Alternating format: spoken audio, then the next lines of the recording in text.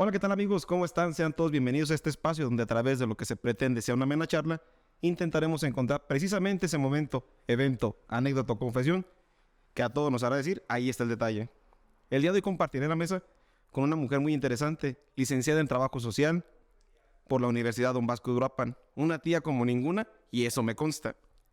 Apasionada de la fotografía, amante de las plantas, con experiencia en albergues escolares y actualmente coordinadora de Trabajo Social en el CRIP Michoacán. Hoy nos acompaña la licenciada Deyanira Torres. Comenzamos.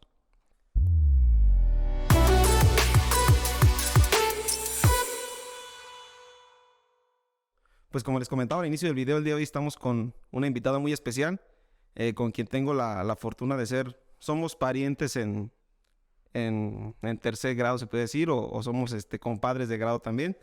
El día de hoy nos acompaña la licenciada Deyanira Torres, mejor conocida como Deya Torres. ¿Cómo estás, Deya? Muy bien, muchas gracias por la invitación. Me siento muy halagada de poder estar aquí en Uruapan y sobre todo, bueno, participar de tu proyecto. Muchas gracias. Yo te conozco y en Uruapan y en la región y en los medios eres muy conocida, pero para quien no te conozca de ella, ¿por qué no le dices quién es Deya Torres? Bueno, pues mucho tiempo me desempeñé justamente en los diferentes medios de comunicación.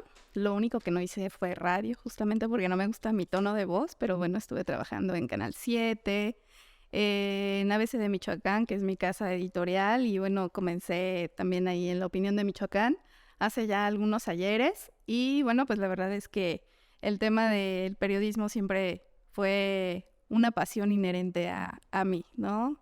De ahí nació el gusto por la fotografía, etcétera. Y bueno, pues la licenciatura en Trabajo Social me permitió justamente abrirme campo en diferentes áreas laborales, en donde me he desempeñado mucho tiempo en la administración pública a nivel federal.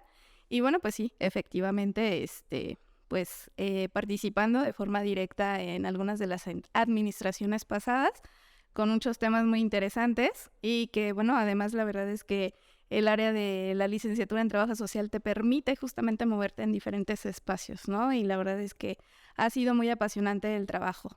Y bueno, pues sí, actualmente estamos en el área de la iniciativa privada, justamente en Fundación Teletón, una fundación muy atacada por diferentes espacios, personalidades, y demás, pero pues trabajando duro en pro de las personas con discapacidad. Muy interesante sin duda tu trayectoria. Ahorita tocaremos el punto puntualmente del CRIP. Me sorprende, ahorita nos platicas, has estado presente en varios y en los más importantes medios de comunicación de aquí de Uruapan. Tú estuviste en La Opinión Así es, y también fuiste parte de las personas que brincaron y que se fueron a la ABC, que fue cuando se independizó, es correcto, ¿no? es correcto. ¿Qué nos puedes platicar un poquito de tu experiencia en La Opinión y posteriormente en el ABC? Híjole, pues para empezar, mi maestro fue, uno de ellos, pues fue Guillermo Cerdar León, que muchos lo conocen, Miguel Martínez, que ahorita está actualmente justamente como coordinador del área de comunicación social aquí en el ayuntamiento. Obviamente Roberto Mestizo, a quien lo quiero muchísimo y que en aquel entonces pues era justamente como un papá para mí porque pues seguía puntualmente cada una de las indicaciones que se nos daban. Y bueno, sí, efectivamente después con Carlos Huerta, deciden, don Pedro Andrade González deciden emprender este camino y pues cuando me dicen, pues obviamente toda mi lealtad estaba con ellos, ¿no? En ese momento a mi mamá se le detecta cáncer, yo trabajaba y estudiaba porque me había apasionado mucho la oportunidad que me habían dado tan joven, yo tenía 17 años, entonces ya escribía yo para Primera Plana, imagínate a los 17 años escribir para Primera Plana en La Opinión de Michoacán, no, bueno, pues era un sueño, ¿no?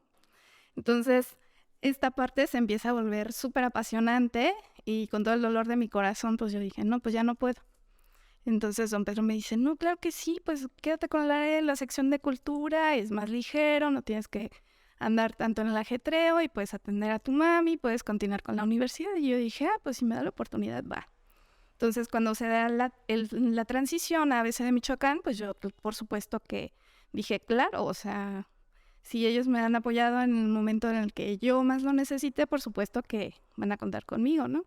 De hecho, agradezco mucho y es algo que me da mucho orgullo decir que en alguno de los aniversarios de ABC de Michoacán usa una frase mía en su discurso, don Pedro, donde dice, Y lo primero que yo dije fue, ¿y cuándo nos ponemos a barrer o qué hay que hacer, no? Al principio no se nos pagaba, obviamente había que hacer chamba de como cualquier todo. empresa que va comenzando. Es correcto. Entonces, la verdad es que le tengo mucho cariño a ABC de Michoacán también por eso. ¿Y cómo es que llegas, me imagino, cruzando la prepa a los 17 años? ¿Cómo incursionas en el periodismo? Primeramente, en la opinión, ¿cómo es que se da el acercamiento? ¿Cómo llegas por un tema de escuela? ¿Cómo fue que entras a la opinión? En aquel entonces iba a ser el aniversario justamente de la opinión de Michoacán y ellos anteriormente hacían un curso de periodismo, ¿no? De una semana intensivo, como a todas aquellas personas que les gustaba escribir, redactar. Y justamente participo y de todos los participantes en aquel entonces, nos llaman a 6 como para hacer trabajo periodístico esa semana y ver quién estaba como perfilado hacia qué áreas. Y y pues de esos 6 solamente nos quedamos 2. Y pues la verdad es que yo, pues imagínate, o sea, muchísimas personas con una gran capacidad, obviamente, de análisis, de diserción de información, etcétera. Y yo con 17 años así en primera plana, pues yo dije, ¿es en serio? ¿Qué? ¿No? O sea, algo así. Quizás ahorita las nuevas generaciones no lo pueden, no lo contextualizan como tal, porque las redes sociales ahorita están, en cuestiones informativas, pues están ocupando un sector importante de las noticias, pero hace 15, 20 años, al no tener pues esa importancia como todas las redes sociales, los periódicos eran los que ocupaban ese lugar. Y ya escribir en primera plana, para quien no tenga contexto, en la primera plana era la hoja principal del periódico, pues ahora sí que la primera plana, la cara principal del periódico, y que tu nombre apareciera ahí, y con 17 años debe haber sido muy interesante, ¿no? Y te sentiste muy, pues no sé, muy orgullosa quizás en ese momento. Sí, no, bueno, y además con una responsabilidad increíble porque también, digo, si ahora se considera y en este momento a lo mejor sí tenemos como esta capacidad de decir, no todo lo que aparece en redes quizás sea verdad, en ese momento todo lo que se plasmaba en el periódico era verdad. Entonces, y obviamente con esta capacidad al momento, obviamente de investigación, de tener una fuente fidedigna, de buscar justamente quién te diera la información, pero que además te contextualizara y poder además escribirlo tal cual tú como fuente, obviamente era que el lector tuviera esa capacidad de realmente es leer lo que entonces quiso decir el funcionario, ¿no? Pero que fuera obviamente capaz de leerlo cualquier persona con diferente situación o conocimiento, ¿no? Ya fuera desde nivel básico hasta personas muy preparadas, ¿no? Y obviamente cuidando muchísimo la redacción, que en eso pues mi papá Roberto Mestizo siempre estaba ahí, ¿no? Sí, porque ahorita ya cualquier cabrón con un teléfono se cree periodista, ¿no? Y esa es la verdad, ¿no? Pero antes pues era difícil, era machetearle, encontrar la noticia, buscarla y, como dices tú, respaldarlo siempre con pruebas para que a la hora de la hora no tuvieras un problema porque no estás o estás faltando a la verdad. Sí, claro. ¿Estabas estudiando preparatoria y no te decantaste por estudiar algo relacionado con el periodismo, o por qué entras a trabajo social? Ah, bueno, es que en ese inter, como muchos saben, pues la prepa es una de las partes más interesantes. Entonces yo salí en semestre impar. Mis papás, a quienes los conocieron, pues saben que eran muy reacios, ¿no? Entonces me dijeron, pues vas a tener algo que hacer, porque aquí no te vamos a tener de niña bonita. Entonces, pues yo iba un día caminando por la Secretaría del Trabajo y Previsión Social y decía, ay, perdón, jornada laboral de 6 horas por una mensualidad de tanto, y termina en tanto. Y dije, sí quiero. Entonces ese fue mi primer trabajo. Justamente ahí llegaba el periódico todos los días y entonces ahí es donde veo esta parte del curso en periodismo. Estos 6 meses es cuando empiezo como la preparación, ya después ingreso a la universidad y bueno, pues justamente como yo había terminado en semestre impar gracias a todo mi desmadre que traía en la prepa, ¿por qué no? Pues obviamente me dijeron... ¿En qué prepa ibas? En la Lázaro Cárdenas, en la EPCA. Entonces, pues obviamente fue, ¿no? O sea, si así traes ahorita este ritmo fiestero, no, pues si te dejamos ir a Morelia, No va a entonces, funcionar. exacto, esta relación no va a funcionar. Entonces, pues fue, pues estudias de lo que hay aquí, y en aquel entonces tampoco no es como que hubiera grandes oportunidades como en este momento, exacto. Entonces, pues mi opción era o pedagogía, porque además, pues la cuestión del área social era como muy afín a mí, y entonces era o pedagogía o trabajo social. Entonces, de repente me empiezo a revisar toda la información que yo había estado viendo en las Exporienta y demás, y digo, 1, 2, 3, 4, 5 catálogos de trabajo social, uno de pedagogía y otro de comunicación social, y dije, además de que esta parte de que el área de trabajo social tiene 7 áreas de intervención, una de ellas la jurídica, que además me gusta mucho, entonces dije, no, pues mejor esta. O sea, si me enfado en un área, pues me brinco a la otra, y estas me van a tener muy encasillada. Entonces decidí por quedarme con trabajo social, y la verdad es que no me arrepiento, me ha dado mucho la carrera. Es una carrera muy, muy, muy vasta. O sea, si realmente le entras y te apasiona, o sea, en cualquier área de intervención, puedes hacer. Y entonces, pues como sigo trabajando, sigo estudiando, en aquel entonces, una de mis fuentes era el delegado federal, José Manuel Figueroa Rosales, y me habla un día y me dice, oye, Deyanira, hoy había un evento padrísimo en la Guatapera y no viniste. ¿Qué pasó? Y vengo desde Morelia al evento, esperaba encontrarte. ¿Tú Y cubrías eventos gubernamentales? entonces, bueno, pues esta parte del área cultural, y obviamente el ser un delegado federal y ser parte, pues, principal de uno de los, si no es que el 21 museo que tenemos aquí en Uruapan, pues Bueno, depende ya del tenemos el del gobierno agua. federal. Así es. Entonces, pues él venía a inaugurar una exposición, y al ser un delegado federal, pues yo tenía que haber estado ahí, ¿no? Por cubrir el área cultural. Y ese día era mi graduación. Y me dije, ¿y es que qué cree? Pues hoy me graduó. ¿Cómo? Yo creí que ya habías terminado, y le dije, no, pues gusto. ¿Y de qué terminas? Y ya, ¿no? Le digo, ¿no te gustaría irte conmigo a Morelia a trabajar? Y yo, ay, ajá, ¿no? Y me dice, ¿en serio? Te espero el siguiente viernes. Te va a hablar mi secretaria y te va a decir a qué. ¿Pero era delegado de qué dependencia? En aquel entonces el Instituto Nacional Indigenista. Oh, ya, ya. Ah, Ujú. sí, ya, ya. Y entonces, yo dije, ay, ajá. Y pues que sí me marca la secretaria. Entonces ya fui y ya me dijo todos los documentos habidos y por haber que le llevara. Eso fue como en marzo. Y entonces, del 2005. Y entonces me dice, mira, la verdad es que yo tengo ahorita un programa que la verdad es que es uno de los más viejos del gobierno federal, que es el de los albergues escolares indígenas. Aquí en Michoacán hay 15, ¿no? Manejamos la alimentación y hospedaje para aquellos niños indígenas que no tienen oportunidad de ir a la escuela y que sus papás no pueden llevarlos tampoco por las distancias tan enormes que hay desde las comunidades rurales en donde ellos viven, y que realmente puedan acceder a una educación de calidad. Entonces, estos espacios nosotros los administramos y necesito quien los supervise. La chica que actualmente lo hace, pues se va a estudiar su maestría a otro lugar, y pues, no sé, ¿cómo ves? ¿Te vienes en agosto conmigo? Y es en serio. ¿Y cuánto me va a pagar? Empezando con el tema del billete, ¿no? Pues para ver si me va a alcanzar. Y entonces me dice, bueno, pues más o menos es tanto, también piénsalo porque te tendrías que venir, etcétera, etcétera. Y pues lo pensé. Obviamente en esos 3 meses pues seguí trabajando, ahorrando muchísimo porque, por supuesto, no me podía llevar nada de aquí, ¿no? O sea, nada. Pero la oferta era buena, me imagino, ¿no? Que sí compensaba unas cosas con otras. Pues en aquel entonces, el otro día me encontré un recibo y era de 6,000 pesos al mes. En el 2005. Es correcto. Que es el sueldo más o menos ahorita de un trabajo, ¿no? Aquí. Entonces, ahí empezó justamente mi carrera. Inmediatamente, prácticamente, pues terminando la universidad, me voy a ejercer trabajo social justamente a un área muy sensible que tiene que ver con la educación y la salud en zonas rurales y zonas indígenas aquí en Michoacán.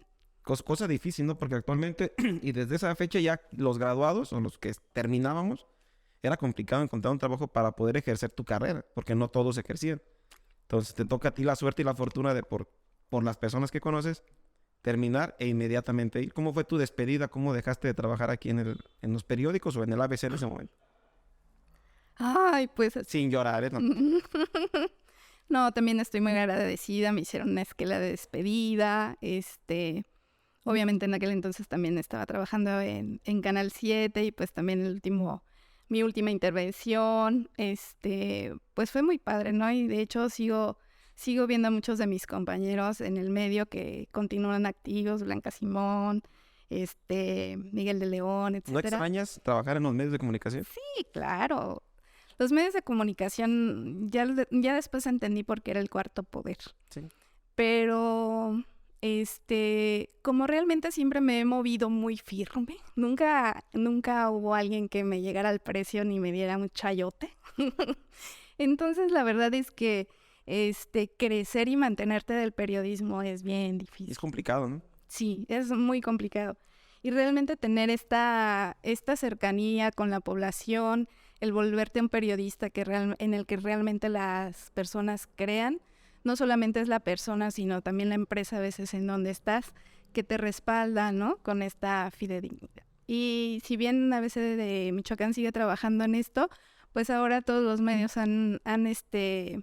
han distorsionado justo por lo que tú mencionabas, ¿no? Tantos TikTokers, tantas plataformas en donde a veces encontramos las famosas fake news, etcétera, ¿no? Entonces, la verdad es que tantas noticias falsas que se disciernen por aquí y por acá, la verdad, el mantener una credibilidad es muy difícil en el área del periodismo. No, y también evolucionar, ¿no? Porque vemos que muchos periódicos o revistas se quedaron ahí y no evolucionaron a la era o a los tiempos de las redes sociales. Veo que el ABC lo sigue haciendo, ¿no? Sí, ellos sí dieron como que el brinco digital y se mantienen vigentes. Es correcto. Y pues la verdad es que muy padre, a todos los veo con mucho cariño y la verdad me da mucho gusto que sigan haciendo lo que tanto les gusta con esa pasión y con ese cariño. Yo quizás lo hago desde otro ángulo, pero sí, o sea, sí me costó muchísimo haber soltado ese primer amor, porque además, te puedo decir que de niña cuando leía y cosas así, yo decía, un día voy a trabajar en un periódico, ¿no? Un día voy a trabajar en donde hacen televisión. Y un día voy a trabajar en tal lugar. Y en todos los lugares en donde algún día dije que iba a trabajar, gracias a Dios he trabajado. ¿Alguna vez soñaste con trabajar en un tema relacionado con el CRIT Michoacán? Sí, también. ¿Y cómo nos platicabas que trabajaste en el tema de los albergues infantiles? ¿Cómo fue tu experiencia ya en esa delegación, en esa instancia de gobierno?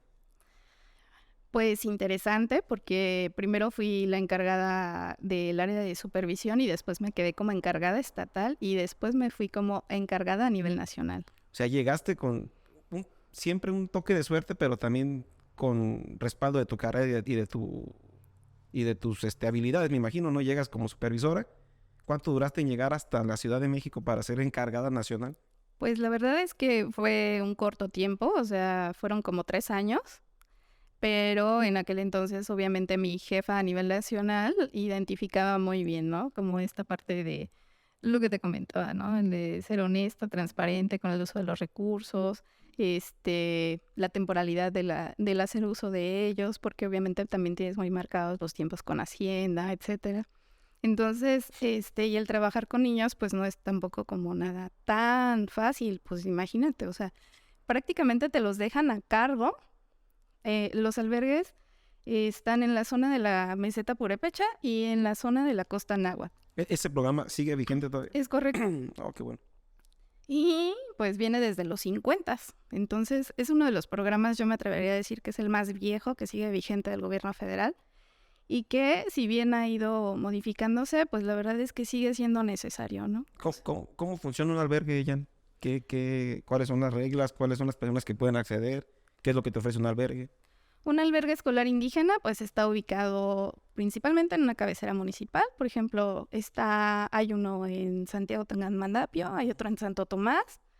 Y un albergue tiene capacidad de 50 a 100 niños. Empezaron en aquel entonces con nivel primaria. Y tiene lo que es un dormitorio para niños y otro para niñas. La Secretaría de Educación Pública en convenio con actualmente el INPI, el Instituto Nacional de Pueblos Indígenas, que en algún momento dado fue la CDI. Firman un convenio en aquel entonces donde ellos dan al personal que va a cuidar y alimentar a los niños, en tanto la CDI o el INI en aquel entonces dan la manutención para poderlo hacer. Entonces, Es una colaboración. así es. Entonces yo decía, ellos eran como mamá y nosotros éramos como papá, ¿no? La Esa parte de analogía, proveedor. y sí vale la pena, ¿no? Y sí encaja bien esa analogía. Es correcto. Entonces, esta parte de ser proveedores de todo lo que necesitaran los niños, pues era importante, porque si también a un niño le picaba un alacrán o lo que fuera, la responsabilidad recaía en nosotros y en ellos también, ¿no? Como institución. Entonces, pues imagínate, había niños que caminaban 2 o 3 horas para llegar al albergue los domingos en la noche. En los 50, estos espacios se habilitaron justamente al lado de una escuela, para que los niños no tuvieran que trasladarse y no hubiera riesgo. Entonces, la escuela primaria estaba al costado y entonces todos los niños van a la escuela. En las tardes tienen apoyo escolar, justamente algunos maestros en apoyo a tareas. CONAFE después se suma a esto y entonces chicos de CONAFE dan su participación en las tardes, apoyan con las tareas a los niños y pues ya en las noches duermen, descansan, etcétera. Y los viernes los papás van por ellos. Y entonces, pues ya el fin de semana pasan con la familia, etcétera, ¿no? Entonces, pues prácticamente toda la semana no son niños huérfanos, porque no lo son, pero están bajo el cuidado de las instituciones y esto pues permite que obviamente tanto papá y mamá puedan trabajar, ¿no? Evita que los niños se vuelvan, obviamente, obra de trabajo barata, Sí, ¿no? mano de obra. Es correcto. Y y que se les permita este derecho que tienen ahora los niños, ¿no? De poder asistir a la escuela. ¿Y cómo fue trabajar? Sabemos que culturalmente es difícil a veces trabajar con ciertas comunidades. ¿Cómo fue trabajar con ellos, explicarles el tema de dejar a los niños? ¿Fue difícil? ¿Fue complicado la tarea de hacer labor de convencimiento? Es difícil en el aspecto de que, pues imagínate, tú cedes a desconocidos la tutela de tus hijos de lunes a viernes, ¿no? Pero cuando existe esta necesidad, a eso voy, ¿no? A la riqueza desproporcionada que aún existe en nuestro país y que en Michoacán es muy evidente. Muy marcado. Es correcto. Y el que haya la necesidad a veces de ni siquiera que vayan a la escuela, sino que tengan las 3 comidas. Es muy fuerte escucharlo de las personas. O sea, ¿tú crees que había mamás que los mandaban no tanto por la escuela, sino para garantizarle las 3 comidas a sus niños? Sí. Es muy fuerte. Porque si bien el servicio o el programa estaba enfocado al tema educativo, pero también estaba complementando otra necesidad más grande, que es el tema de la alimentación, entonces. Así es. El tema de la alimentación es muy complejo, sobre todo cuando aprendemos como mujeres o traemos en el ADN justamente el ir pasando de generación en generación el cómo cocinas, qué te doy de comer como hijo, etcétera. Y en comunidades indígenas es aún mucho más marcado, ¿no? Entonces la variedad justamente de los nutrientes, de cómo equilibrar un plato, etcétera, pues no es como muy conocido. Y si a eso le agregas que además no existe la capacidad económica para poder adquirir ciertos pues sí, ciertos nutrientes o equilibrar tu dieta, pues es muy difícil. Entonces, imagínate acá comer por lo menos 3-4 veces a la semana carne. Esa ya era una gran oferta, ¿no? Dejando de lado el tema educativo, también por el tema alimentario, sí era atractivo para los padres de familia. ¿Cuánto duras ahí en esa dependencia? 10 años. 10 años. ¿Y cómo llegas al CRIT Michoacán? Bueno, después de ires y venires justamente en el área de la administración, regreso posteriormente, termina la administración obviamente en aquel entonces de Felipe Calderón, regreso a Morelia nuevamente a mi puesto, ya no en plaza, ya ahora con esto del outsourcing, los puestos temporales, anuales, etcétera, sí veo cómo se transforma también esto de la administración pública. Y pues ya tampoco no es tan amigable, ¿no? Esta parte de no tener la certeza laboral, etcétera. Entonces me regreso un tiempo. Yo cuando recién se abre el CRIT Michoacán, yo mandé mis documentos, pero pues como caso perdido, ¿no? Así, a ver si un día me hablan. Y pues sí, que me hablan. Un día estando aquí en Uruapan, para ver si cubría justamente una incapacidad por maternidad de 3 meses. Yo dije, pues en el área de la salud como tan cercana nunca he estado, ¿no? Entonces dije, pues bueno, pero en el área de la procuración de fondos tal vez sí, entonces pues vamos a ver, ¿no? Hice todo lo que tenía que hacer para poder ingresar, los psicométricos, las entrevistas, los exámenes de conocimientos, etcétera. Y bueno, pues en una de esas que me llaman, que sí cubría todo el perfil y que sí me quería quedar los 3 meses. Y yo dije, pues claro, 3 meses, pues si nos gusta, pues nos quedamos. Y si hay la oportunidad, claro, ¿no? Y si no, pues no. Y pues que sí. Posteriormente hubo un recorte de personal. Salgo, ingreso a laborar a otro espacio.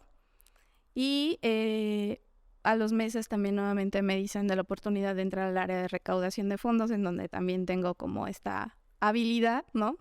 Adquirida en el área del gobierno federal. Y entonces, pues, digo, bueno, sí. Entonces entro como recaudadora a nivel estatal para el evento de Teletón, ¿no? Posterior a ello, se cierra, se termina mi contrato, porque si era un contrato, pues nada más, temporal.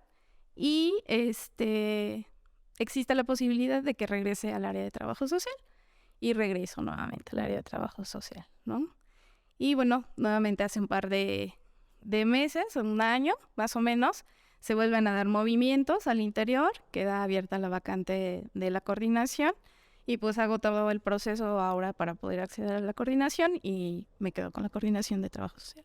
Es interesante saber porque mucha gente tiene en la percepción o en el colectivo manejan el tema de que no, es que ese dinero que tú donas es para Televisa.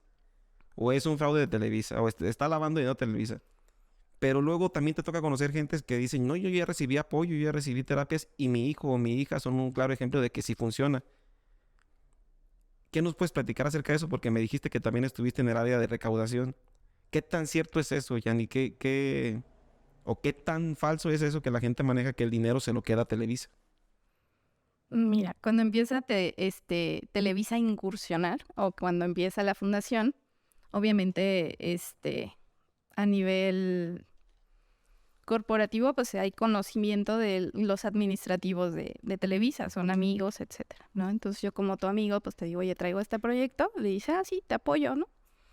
Entonces el tiempo que se paga o que se cubre en la televisión, pues realmente es de amigos, ¿no? No se cobra en su momento, ya después, pues a través justamente de las mismas habilidades o permisividad que te da la Secretaría de Hacienda, hay un artículo de la ley de ingresos, que en este momento no recuerdo, pero que en la página de la fundación está, que te permite a ti como empresa donar tu dinero a aquellas instituciones que tú consideres que tú se lo quieres donar, ¿no? Obviamente, empresas enormes como Coca-Cola, etcétera. Las multinacionales, pues. Es correcto. O sea, no ganan 100,000 pesos al año, ¿no? Y por eso es que ellos tienen también una fundación. Pero esta parte de la ley les permite que cierto porcentaje sí lo puedas deducir de impuestos, pero tampoco no te puedes pasar de ese porcentaje, ¿no? Y esta parte es como la parte del desconocimiento en la cuestión de lo legal y de la cuestión de ingresos que te permite Hacienda jugar con este monto y que entonces nos permite a nosotros tener esos ingresos a través de otras empresas, ¿no? Pero vamos allá, ¿no? Porque la gente, quizás muchas veces hablamos con el recelo o con el desconocimiento, ¿no? Es que es puro fraude, me suena como que es nada más para lavar dinero, es un tema, le conviene a la empresa. Pero ya cuando conoces a las personas y a los casos de éxito de gente, de niños principalmente, que han salido de ahí con una terapia, con un tema de algún beneficio en su salud, te quedas pensando y dices, tú, ¿realmente está funcionando? Porque el CRID es un monstruo que no se podría entender cómo se manejaría sin el recurso que la gente dona cada año con año, porque es de ahí de donde viene todo el tema operativo, ¿no, Yanni? Así es. Es muy interesante porque te lo voy a platicar como trabajadora, ¿no? O sea, obviamente la parte de la nómina se lleva un dineral. ¿Por qué? Porque no contratan tampoco como que a cualquiera en el área médica, ¿no? Digo, la verdad es que todos mis compañeros te puedo decir que son los mejores en lo que hacen, ¿no? Y en el área médica tienen la especialidad para justamente poder hacer la intervención en el área de rehabilitación. Entonces, por ejemplo, está el neurólogo y el neurólogo es neurólogo pediatra, ¿no? Entonces tampoco no es como que le puedas pagar los 5,000, 6,000 pesos que luego a veces es como para médico general. No, y es caro, ¿no? Un servicio de salud bueno es caro. Es correcto. Entonces, más allá, te puedo decir que esta parte es importante reconocerla y verla porque me parece que la iniciativa privada está haciendo lo que el gobierno no está haciendo. Y el hecho de que haya una oportunidad para que las personas puedan tener el acceso a la salud con calidad y calidez a bajo costo, o sea, es algo que no cualquiera hace. Yo te puedo decir que en el área de trabajo social, a mí jamás me han dicho, niégale un apoyo a esta persona. O sea, si existen las condiciones de gestionar un descuento, de poderlo apoyar inclusive económicamente con una parte, o inclusive de no cobrárselo, lo hemos hecho, ¿no? ¿Cómo es el modelo de trabajo del CRIT? ¿Quiénes pueden acceder a sus servicios? ¿Hay algunos requisitos? ¿Cómo se puede llegar a recibir las rehabilitaciones o los servicios que ofrecen ahí adentro? Mira, para empezar, que seas menor de edad, el modelo de atención de CRIT es infantil. Ahorita tiene un área de extensión para pacientes adultos, pero ellos sí pagan, ¿no? El servicio como se debiera de cobrar. El servicio principal y fundamental es para menores de edad. Así es. Es de 0 a 17 años, que tengan alguna situación médica en cuestión neuromusculoesquelética, es decir, en cuestión física, ¿no? Que es principalmente nuestros pacientes tienen parálisis cerebral en diferentes niveles, cuestión neuromusculoesquelética como la distrofia muscular, y entonces pues a partir de ahí nuestro modelo es integral y es un modelo que se le llama psicosocial, es decir, todo lo que es o enfoca al ser humano es importante y entonces tienes que identificar desde su salud mental, su salud física, también esta parte de lo familiar, las redes con las que podemos contar, para que entonces el diagnóstico inicial que se hace y la proyección médica de lo que va a ser el éxito de o no de este niño se pueda lograr, ¿no? Nuestro modelo de atención es una vez que ingresas, se hace una valoración médica entre todos los especialistas y ellos determinan entonces cuál va a ser el paso a seguir, a diferencia de un IMSS o de un ISSSTE que primero pasas con uno, luego pasas con el otro. No, aquí todos se reúnen en una sola sesión. También integran. Así es. Y entonces se buscan objetivos a corta, mediana o larga estancia, que son de 2 a 4 o 6 años. Por eso es que la lista de espera a veces llega a ser muy larga. O sea, si yo tengo y recibo un niño que tiene la posibilidad de hablar, de caminar, incluso de correr, no lo soltamos hasta que lo logra. Entonces, el periodo puede ser justamente desde 1 a 6 años. Entonces, esta parte la gente la desconoce y entonces es que yo llamo y ya tengo 3 años en lista de espera y no me lo han ingresado y entonces necesito tener conocidos. La verdad es que el modelo de atención no se mueve así. No es por palanca, pues no entras por palanca. ¿Tiene algún criterio de urgencia, algún criterio para ganar algún lugar, para avanzar? ¿O todos entran en la medida en la que se vaya desocupando las instalaciones o los terapeutas? ¿Es así? Está separado por clínicas y entonces cuando tú llamas te dan un número único, que es un número de carnet, y a partir de este número de carnet es que se va haciendo la revisión de expediente y te van llamando dependiendo de la clínica a la que correspondas, que vaya habiendo ese lugar en esa clínica. Todas las clínicas están ubicadas en el mismo CRIT. Ese que está en Morelia. Así es. Entonces, alguien que quiere llegar o que quiere ingresar, la recomendación es no desesperarse. Así es. Ahorita nuestra lista de espera, que en algún momento dado fue de 2,000 personas, es de 100. O sea, ya relativamente es muy corta, ¿no? Sí, o sea, ya la verdad es que ha avanzado muchísimo porque justamente ya CRIT Michoacán tiene ya 9 años. Entonces, como te decía, el nivel de atención es de corta, mediana o larga estancia. Entonces ya pasamos la larga estancia. Los que tenían que estar 6 años ya se fueron, ¿no? Ya hicimos este revolvente.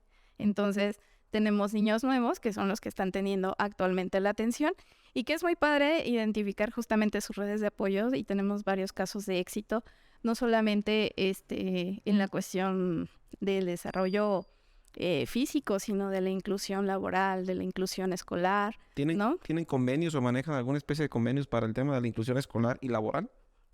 Con algunas instituciones, sí, obviamente, universidades principalmente, porque pues después de vivir la discapacidad, que no es fácil y que además casi siempre va acompañada de alguna enfermedad o de tratamiento médico muy costoso, pues imagínate, ahora inviértele a una universidad, ¿no?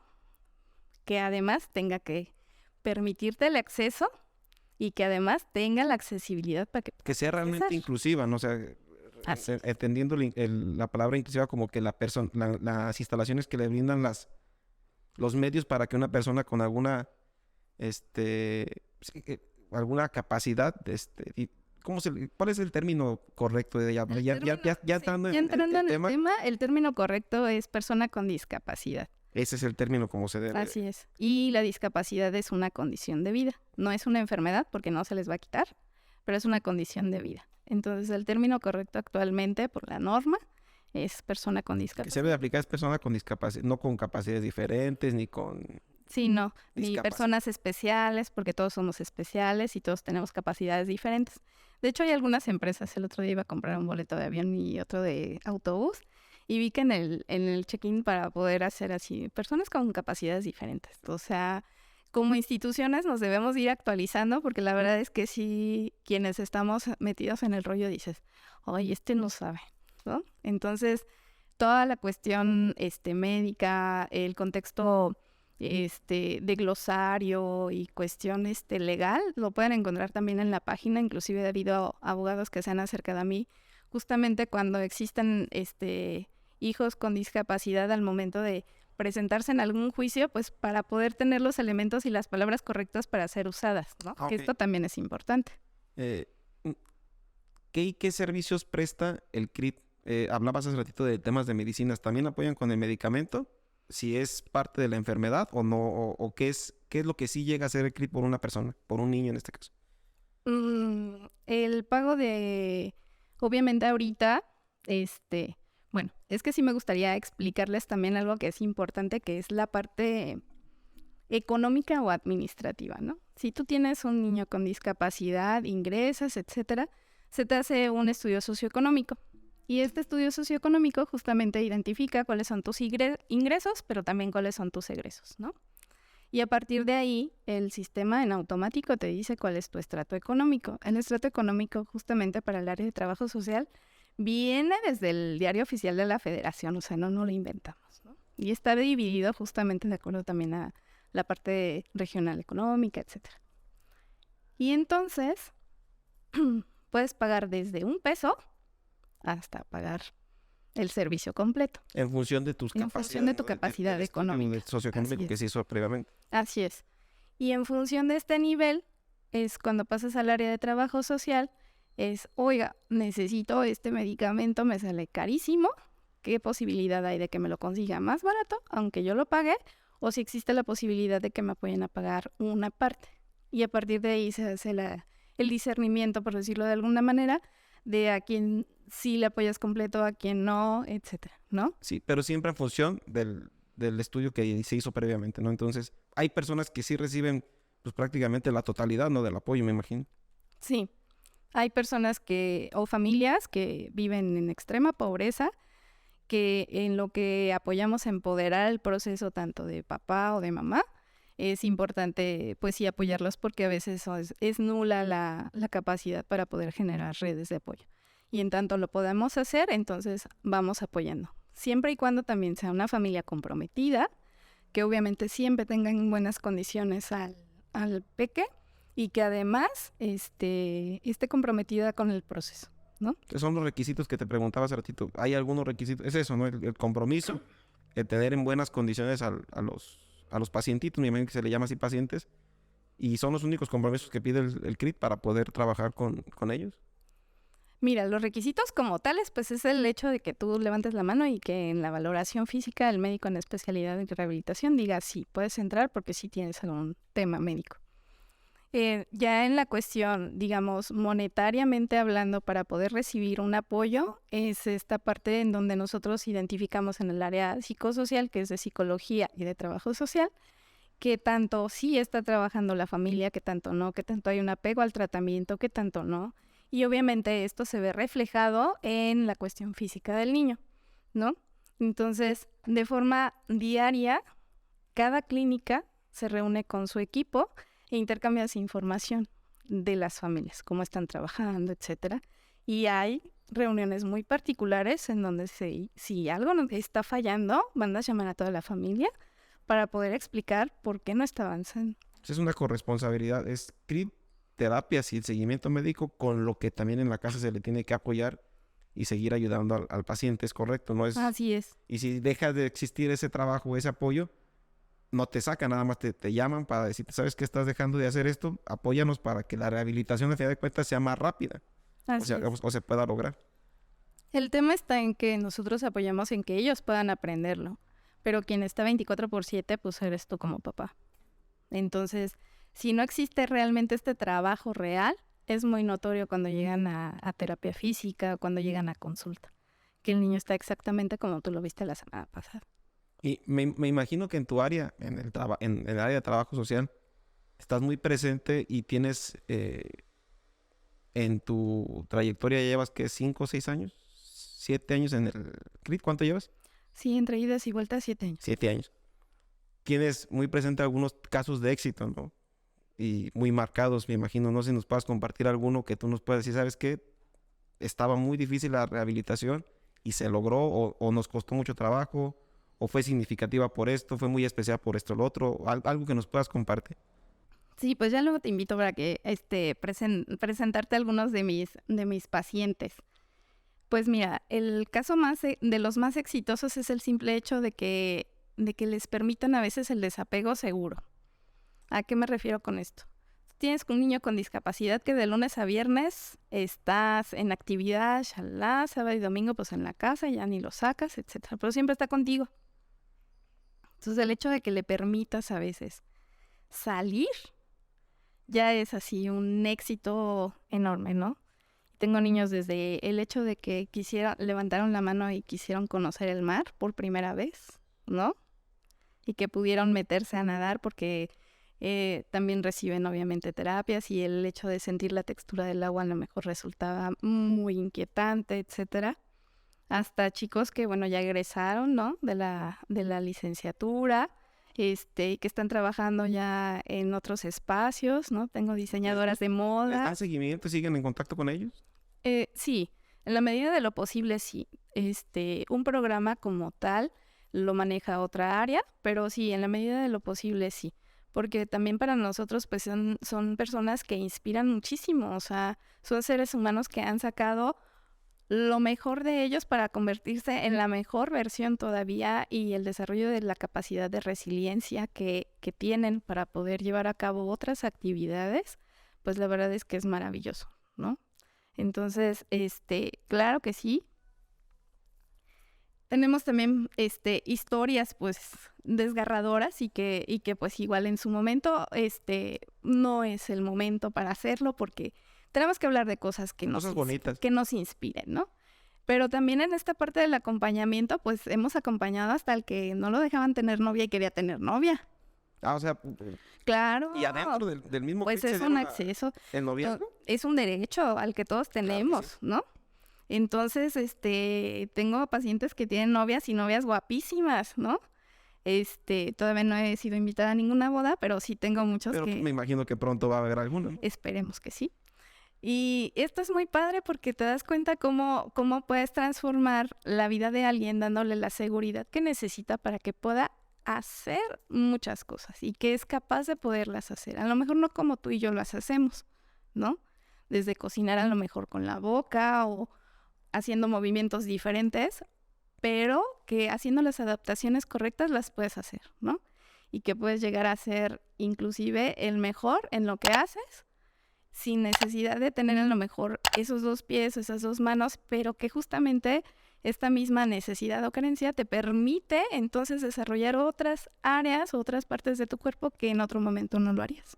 Sí, tratar de lograr en la medida de lo posible un mayor porcentaje de integración en la sociedad de manera completa, ¿no? Decías tú, hay gente que está trabajando ya diseñadora de modas, hay gente que ya se integró en otros aspectos laborales. Me imagino que es bonito verlos. Tú los conociste desde su llegada, algunos los has de haber conocido desde su llegada, y verlos ahorita ya como una realidad, me imagino que es una satisfacción muy grande, ¿no? Sí, claro, por supuesto. Y bueno, pues te puedo decir que hay pequeñitos que la discapacidad la adquirieron por algún accidente, ¿no? Y que llega a ser muy difícil, que dices, híjole, ¿y ahora cómo le vamos a hacer, no? Porque pues los papás llegan con muchas expectativas, ¿no? Ha habido papás que también dicen, es que a mí me dijeron que si entraba al CRIT o sea, camina porque camina, aquí me lo van a hacer que camine. Y pues la verdad es que médicamente a veces eso no es posible. Entonces algo que también tenemos es que si somos muy realistas, ¿no? En manejar esta parte de forma muy amorosa, sí, y muy respetuosa también, y que a veces también te puedo decir que hemos visto milagros, ¿no? O sea, que médicamente hablando no iba a lograr nada, y sí. Entonces es padrísimo ver que el niño que te llegó prácticamente con traqueostomía, gastrostomía, con una parálisis cerebral en un grado 4, inicialmente, o que identificabas visualmente, porque no soy médico, y yo decía, Santa Madre de Dios, ¿y aquí qué vamos a hacer? ¿No? ¿Qué van a hacer mis compañeros? Y que en el área física se desenvuelva también y que sea súper apegada a tratamiento y que ahorita ya lo vea yo caminar, ¿no? Y hacer travesuras, y digo, muchacho, y dices, ay, qué bonito.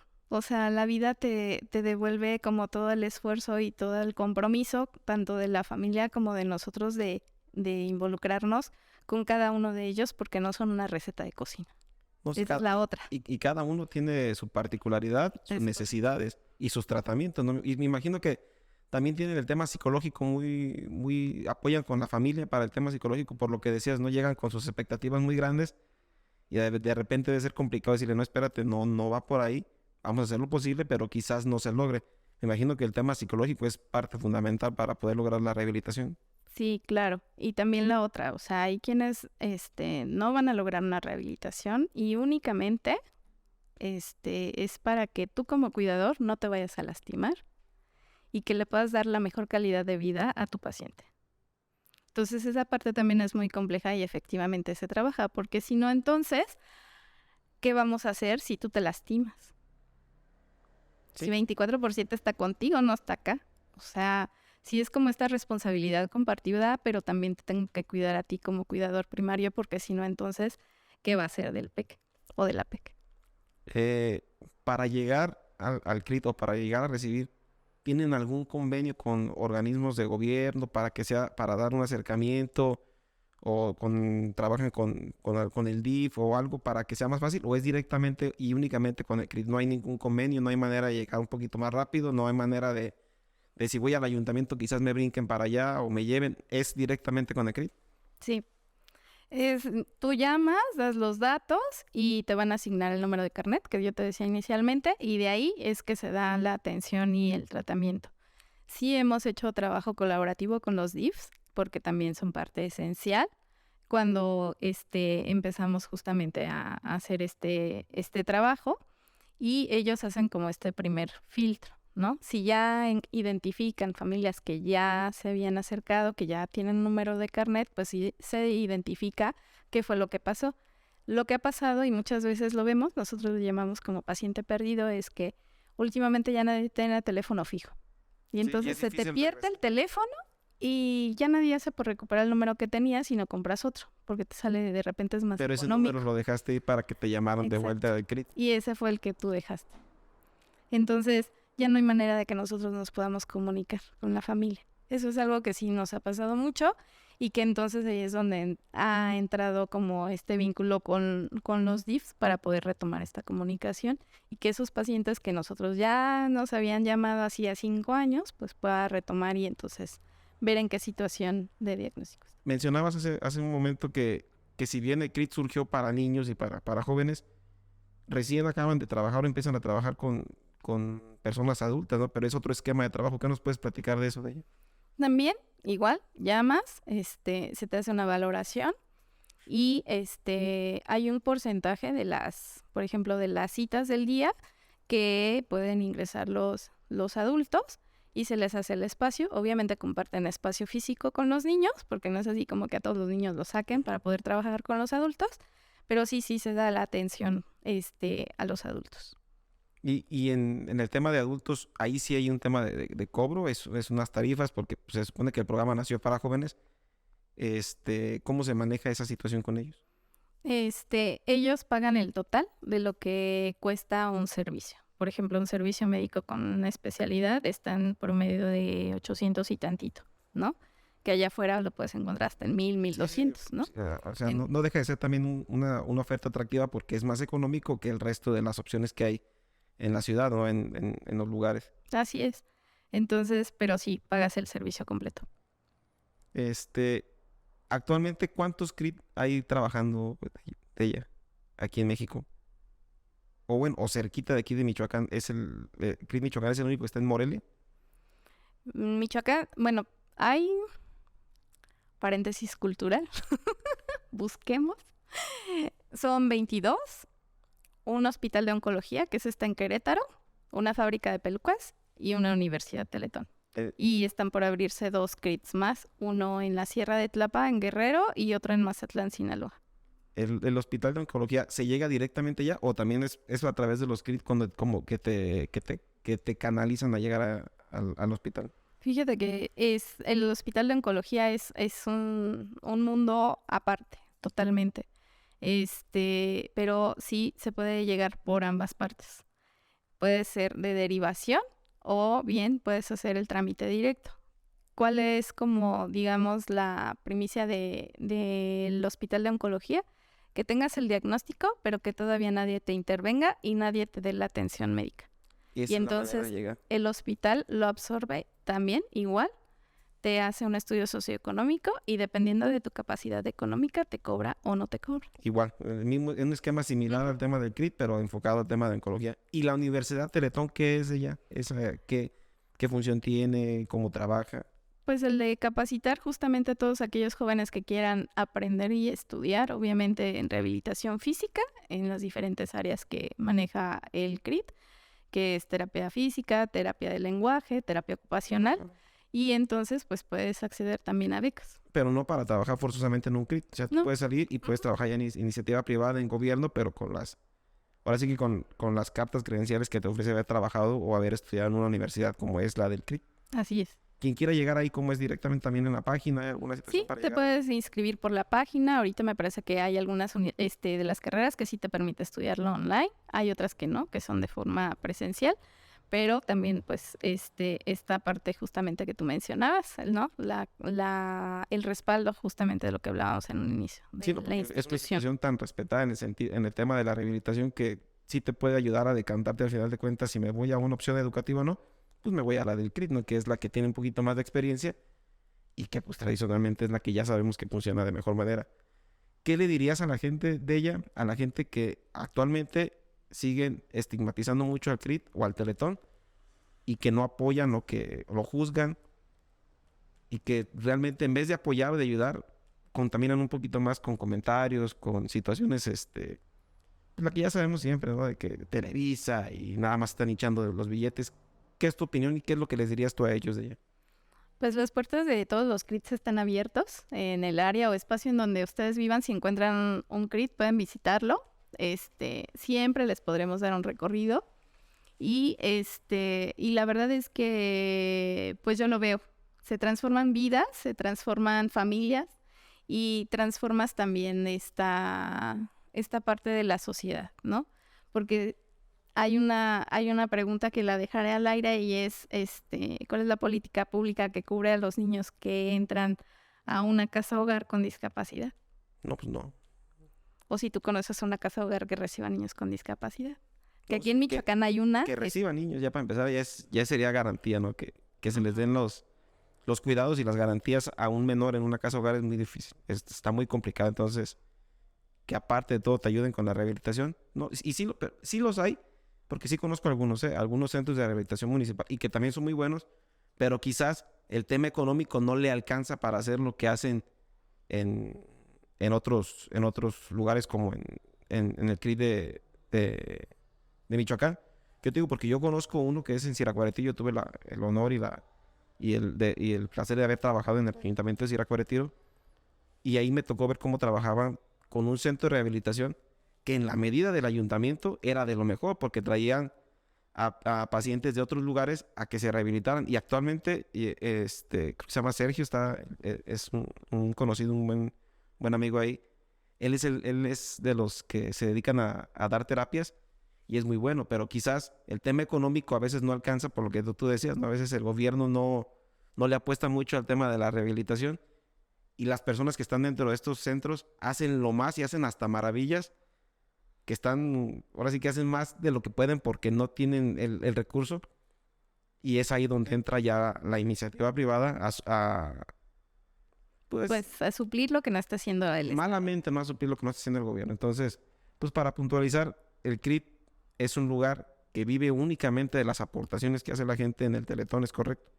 Sí, y del evento Teletón a nivel nacional. Es lo único. Entonces, el día que la gente deje de hacerlo, pues lamentablemente el CRIT dejará de estar recibiendo a la gente que lo está recibiendo. No hay ningún compromiso con la gente que recibes, es decir, si no apoyó o si no está afiliado a tal partido o si no hay nada. O sea, tú puedes llegar ahí y te van a recibir siempre y cuando tu paciente cumpla con los requisitos. Así es correcto, es. no hay Así nada. es. Sí, no, de hecho te puedo decir que niveles socioeconómicos he visto de todo. Me ha tocado de todo. Tenemos hijos de magistrados, tenemos personas de muy bajos recursos económicos, y en las medidas de sus posibilidades también, o sea, se les da el apoyo. Y es válido, ¿no? Pues a final de cuentas, si recurren al CRID es porque quizás económicamente no es que les pese, sino que reconocen que es uno de los lugares Así es. con el mejores personal, con las mejores terapias, los mejores lugares para la rehabilitación, y no necesariamente porque se quieran ahorrar dinero, sino porque saben que es la mejor opción. Así es. De ella, aquí en el podcast tenemos la etapa final, o la sección final del podcast se llama De Primera Intención. Te platico más o menos de qué va. Aquí en la pantalla van a aparecer unas imágenes. Jesús del Huerto. Y tú nos vas a tener que decir qué es lo primero que se te viene a la mente cuando veas esa imagen. ¿Sí? O sea, es un concepto, alguna idea, alguna definición. Ok. Nada más para poder comprender un poquito más acerca ya de tu persona específicamente. ¿Te parece? Ok. Que sí, aunque no me parezca, ya estoy aquí. No tengo muchas opciones, ya vi. Ay, cosi. Purépecha. ¿Qué nos puedes decir de esa fotografía?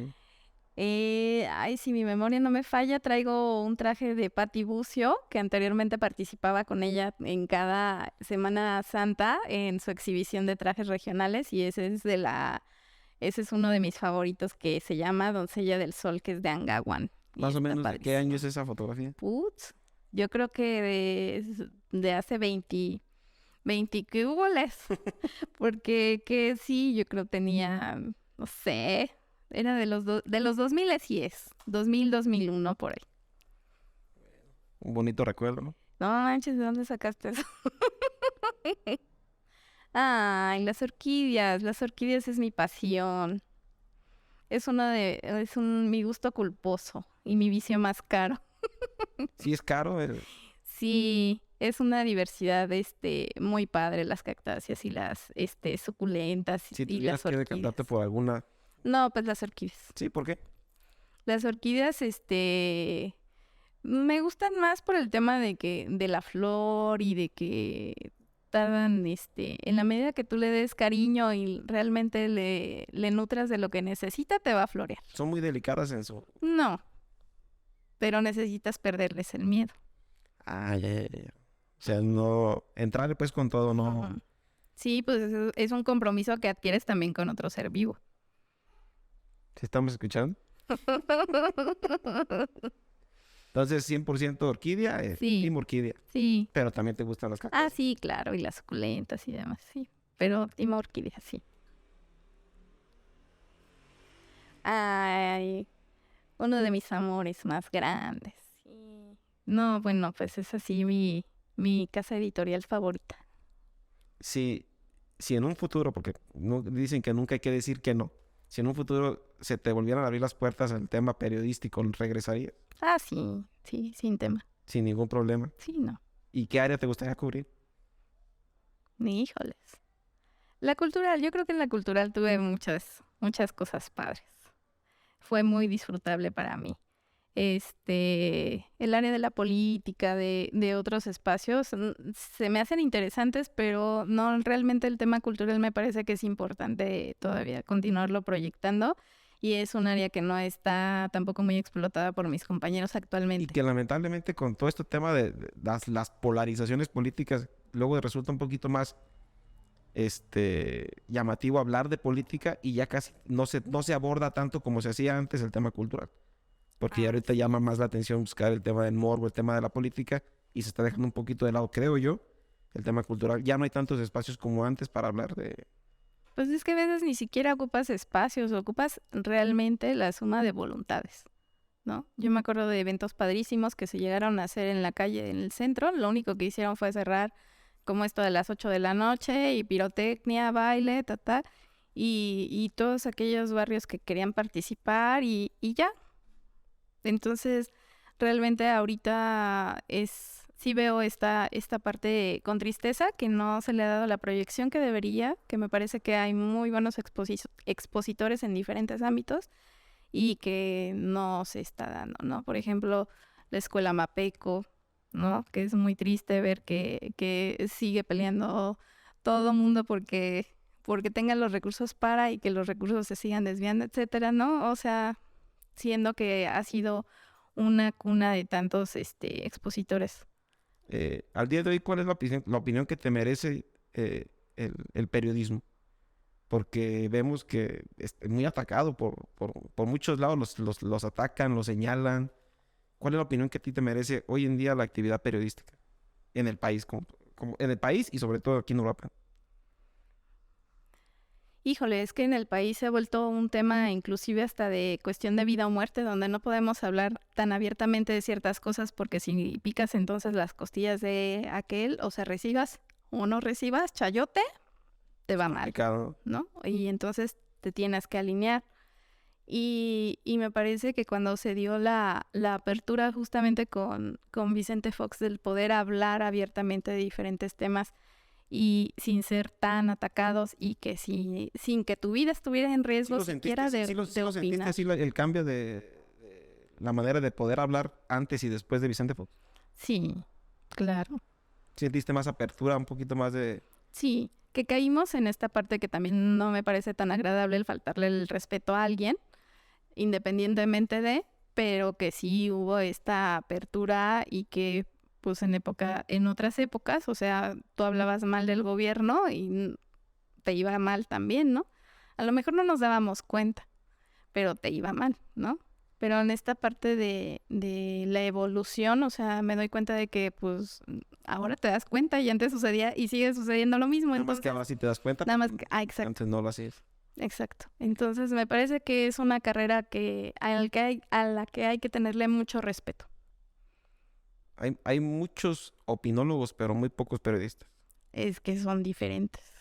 Mucha gente que se dedica a opinar, pero muy poca gente que realmente es periodista y que ejerce el periodismo como tal. Es que las palabras son diferentes. Y en este tema de si tú te quieres dedicar a algo, realmente quieres ser lo mejor, así sea vendiendo churros en la esquina, tienes que conocer el mercado, los churros, la mejor azúcar. O sea, no es solamente el dedicarte, ¿no? A algo y que por algo también te llegó y te gustó y ya, sino es realmente apropiarte del ejercicio de esa profesión.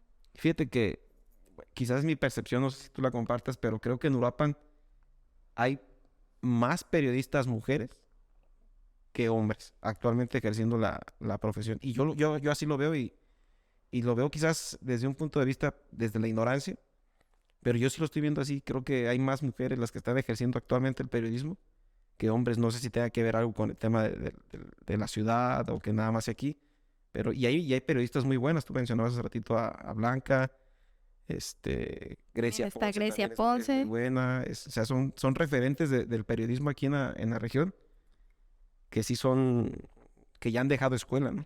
Claro. Vamos a la que siga, la última.